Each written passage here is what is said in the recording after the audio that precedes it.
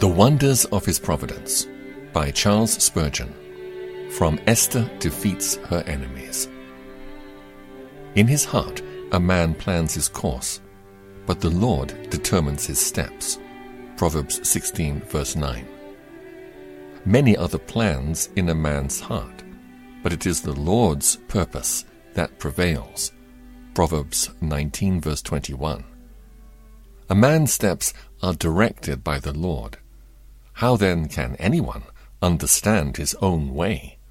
Proverbs 20 verse 24. Do not judge divine providence in little pieces. It is a grand mosaic and must be seen as a whole. The Lord's wisdom is seen in arranging the smallest events so as to produce great results.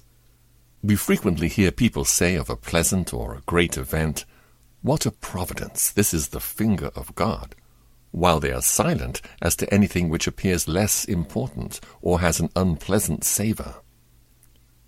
But the place of the flower upon the hillside is as fixed as the station of a king, and the dust which is raised by a cartwheel is as surely steered by divine providence as the planet in its orbit. There is as much providence in the creeping of an insect upon a rose leaf as in the marching of an army to ravage a continent.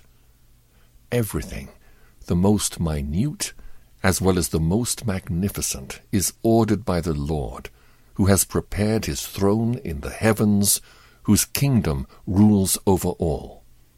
Whatever the event may be, the attentive eye will as clearly see the Lord's providential hand. I am sure that God is in the world, yes, and is at my own fireside, and in my chamber, and manages my affairs, and orders all things for me, and for each one of his redeemed children.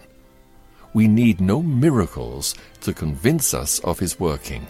The wonders of his providence are as great marvels as miracles themselves.